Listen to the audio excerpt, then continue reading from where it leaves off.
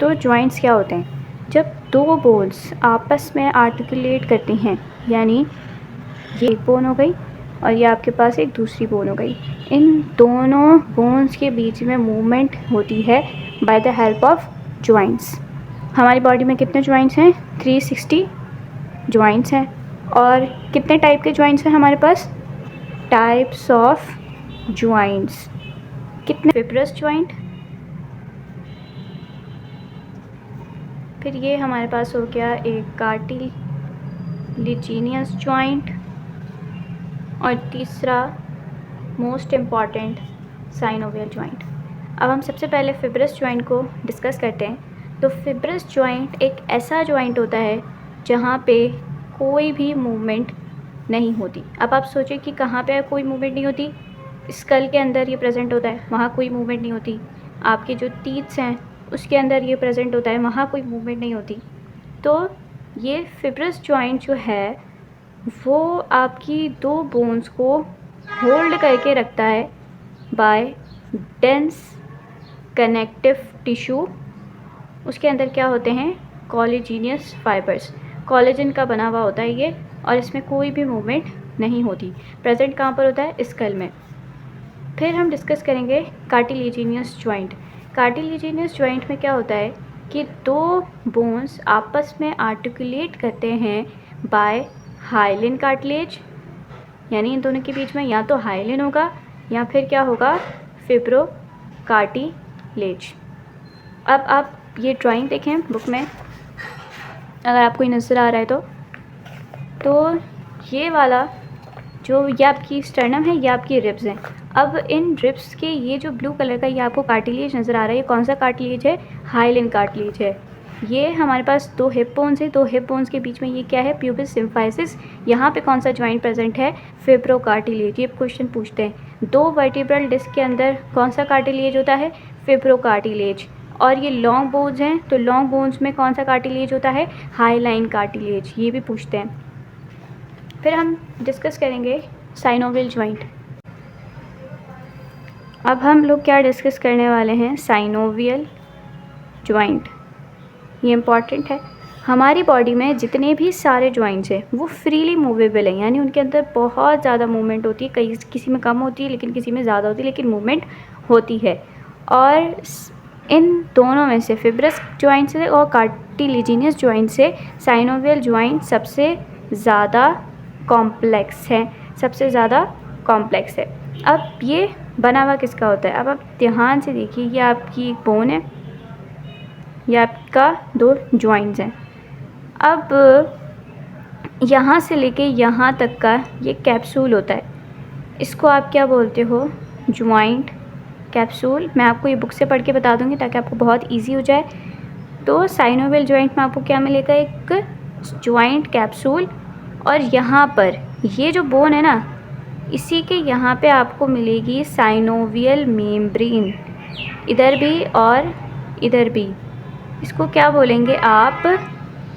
Synovial membrane. ये synovial membrane क्या करती है? ये साइनोवियल मेम्ब्रेन फ्लूइड सिक्रिएट करती है, साइनोवियल फ्लूइड सिक्रिएट करेगी, जो कि क्या करेगा? इस जॉइंट को लुब्रिकेंट करेगा।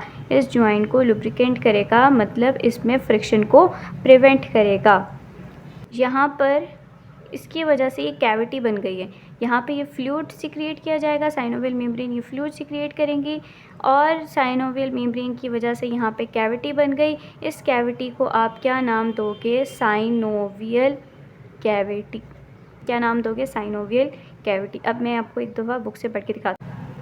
अब आप देखें क्या कह रहा है? Most of the joint the skeletal system, वो क्या हैं? सारे के सारे साइनोवियल हैं। क्यों साइनोवियल है? क्योंकि यहाँ पे बहुत ज़्यादा मोबाइल हैं। सबसे ज़्यादा कॉम्प्लेक्स है आपके पास ये वाला जॉइंट। साइनोवियल जॉइंट के अंदर क्या क्या होता है?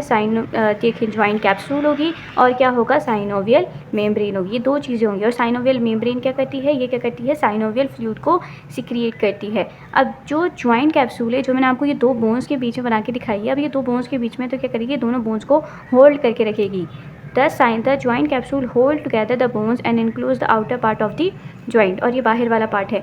जो अंदर वाला साइनोवियल मेम्ब्रेन है, फ्यू सेल थिक का मतलब होता है कि जो बोन है ना, इसका ये कुछ बस सेल वाला हिस्सा ही कवर करेगी with in the joint capsule. इसको आप क्या बोलोगे? Synovial membrane. साइनोवियल मेम्ब्रेन में ये एक पूरी सेक कहते हैं कैविटी को। अब ये पूरी कैविटी बन गई, इसको क्या बोलोगे? साइनोवियल कैविटी बोलेंगे। और साइनोवियल कैविटी के अंदर साइनोवियल फ्लूइड प्रेजेंट होता है। साइनोवियल फ्लूइड क्या करता है? साइनोवियल फ्लूइड लुब्रिकेंट करता है ज्वाइंट को। लुब्रिकेंट ये इंपॉर्टेंट है, lubricant and nourish the articulating cartilage surface with in the joint. ये इसका मतलब क्या है कि ये तो पहले लुब्रिकेंट भी करेगा ज्वाइंट को, और दूसरा हमारे पास ये जो कार्टिलेज होते हैं इनके पास न्यूट्रिशंस नहीं होती, क्योंकि इनको डिफिजन से मिलती है, इनके पास ब्लड वेसल्स नहीं होती। तो ये जो फ्लूइड है इस आर्टिकुलेटिंग कार्टिलेज को न्यूट्रिशन भी प्रोवाइड करेगा, यानी नरिश करेगा। तो ये इंपॉर्टेंट है। फिर हम पढ़ते हैं टाइप्स ऑफ साइनोवियल जॉइंट्स। अब हम पढ़ेंगे टाइप्स ऑफ साइनोवियल जॉइंट्स। पहले कौन सी आ जाती है हमारे पास? Hinge joint. हैंग जॉइंट जो होता है इसमें सिर्फ आप एक बात याद रखें कि इसमें डोर लाइक मूवमेंट होगी। कैसी मूवमेंट होगी? Door like movement. आपकी बुक में दो वर्ड्स इस्तेमाल हुए हुए, एक है फ्लेक्शन और एक है एक्सटेंशन। फ्लेक्शन और एक्सटेंशन। फ्लेक्शन का मतलब होता है जब आप अपने हाथ को अपनी बॉडी की तरफ लेकर आओगे। ये आपका हैंड है, इसको ऐसे लाओगे तो ये फ्लेक्शन होगी, और ऐसे बिल्कुल ऐसे स्ट्रेट कर दोगे तो ये आपके पास क्या हो जाएगी? एक्सटेंशन हो जाएगी। यानी हैंड अगर आपका क्लोज टू बॉडी आएगा तो वो फ्लेक्शन होगी, लेकिन अगर वो अवे फ्रॉम बॉडी जाएगा तो वो एक्सटेंशन होगी। एग्जाम्पल्स इंपॉर्टेंट हैं जॉइंट की। हिंग जॉइंट कहाँ पे प्रेजेंट होता है? हमारे पास ह्यूमरस और अल्ना के बीच में। ह्यूमरस और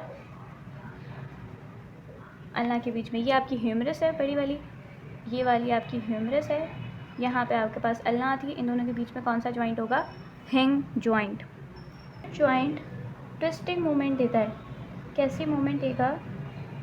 ट्विस्टिंग मूवमेंट। ये आपका रेडियस है और यहाँ आपका बिल्कुल अल्ना बना हुआ होता है। तो इसका ऊपर वाला प्रॉक्सिमल और नीचे वाला डिस्टल, इन दोनों के यहाँ पे कौन सा वाला जॉइंट है? Pivot joint. क्लियर? ये एग्जाम्पल है इसकी। उसके बाद थर्ड हमारे पास आ जाता है बॉल एंड सॉकेट जॉइंट। ये सबसे ज़्यादा मूवमेंट प्रोवाइड करता है। कहाँ पे प्रेजेंट होता है? शोल्डर पर और हिप पर। तो ये क्या है? बॉल एंड सॉकेट जॉइंट बहुत ज़्यादा मूवमेंट प्रोवाइड करेगा, हर डायरेक्शन के अंदर ये मूवमेंट प्रोवाइड करता है।